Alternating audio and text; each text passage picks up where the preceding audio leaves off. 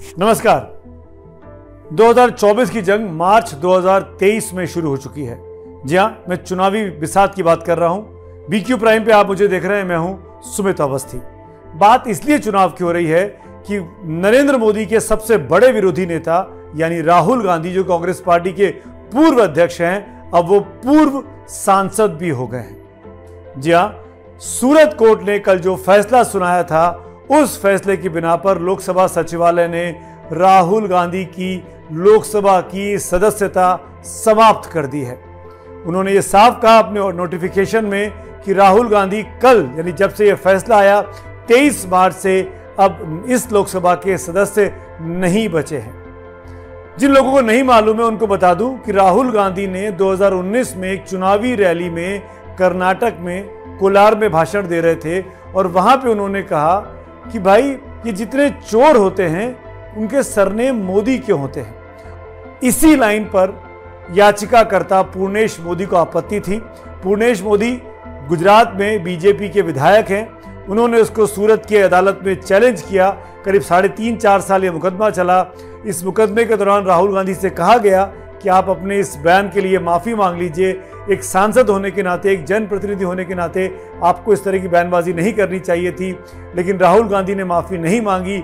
राहुल गांधी अपने बचाव में यही कहते रहे कि वो दरअसल सिस्टम के खिलाफ बोल रहे थे। वो दरअसल जिस तरीके से कुछ खास लोगों की ये सरकार मदद कर रही है, उसको एक्सपोज करना चाहते थे। ये एक जनरलाइज कमेंट था, किसी एक व्यक्ति के अगेंस्ट में नहीं था। लेकिन पूर्णेश मोदी के तर्कों को, उनके वकील के तर्कों को अदालत ने ज़्यादा वजनदार माना और राहुल गांधी के खिलाफ फैसला सुनाया। पहले उनको दोषी करार दिया और फिर उनको 2 साल की सज़ा सुना दी।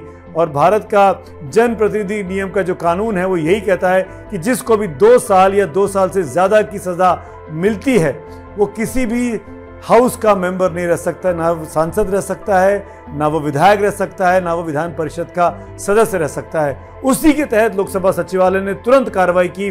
जैसे आजम खान की कुर्सी चली गई थी कुछ दिनों पहले समाजवादी पार्टी के सांसद की, उसी तरीके से कांग्रेस पार्टी के पूर्व अध्यक्ष और अब पूर्व सांसद राहुल गांधी की सदस्यता भी लोकसभा से समाप्त हो गई है। इसके बाद अब यह सियासी लड़ाई बन चुकी है।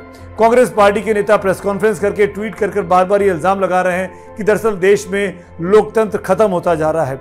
विरोधी पक्ष को डराया जा रहा है, सताया जा रहा है, धमकाया जा रहा है। जब विरोधी पक्ष नहीं झुकता है, नहीं टूटता है, तो इस तरीके से जैसे राहुल गांधी के साथ किया गया, उनको सजा सुनाकर उनकी सदस्यता रद्द की जा रही है। ये मल्लिकार्जुन खड़गे, जयराम रमेश, मनीष तिवारी, शशि थरूर, सुप्रिया श्रीनेत, रणदीप सुरजेवाला इसी टोन में सब बातें लिख रहे हैं। लेकिन बीजेपी का साफ तौर पर यह कहना है कि राहुल गांधी ने आलोचना की मोदी समुदाय की।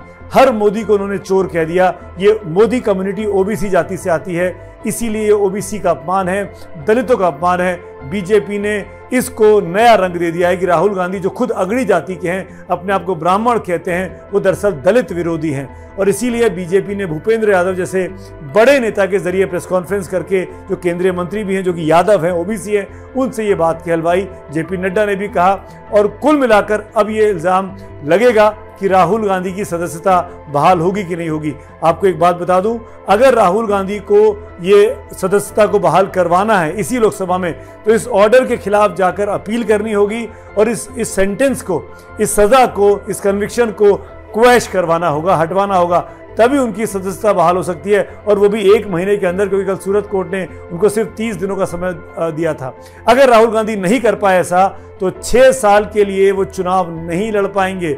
राहुल गांधी 6 साल तक वोट भी नहीं डाल पाएंगे, यानी चुनावी प्रक्रिया से वो दूर रहेंगे। वो भले ही कांग्रेस पार्टी के स्टार प्रचारक बने रहे, कांग्रेस पार्टी का चेहरा बने रहे, लेकिन कांग्रेस के लिए बहुत बड़ा एम्बैरेसमेंट हो जाएगा अगर उनका सबसे बड़ा नेता चुनाव नहीं लड़ पा रहा है, उनको बेदखल कर दिया गया है चुनावी प्रक्रिया से। इसीलिए इसका अपील में जाने को लेकर अभिषेक मनु सिंघवी जैसे बड़े नेता ने कहा है कि हम लीगली जो भी रिमोर्स हो सकता है उस पर हम विचार कर रहे हैं। लेकिन एक बात और बताना चाहूँगा, चुनाव आयोग से भी खबर आनी शुरू हो गई है। चुनाव आयोग में बैठकों का दौर शुरू हो गया है और जो जानकारी मिल रही है उसके मुताबिक ये कि वायनाड लोकसभा सीट पर, जहां पर राहुल गांधी सदस्य थे, माफ करिएगा, उस सीट पर अब उपचुनाव की तैयारी चल रही है।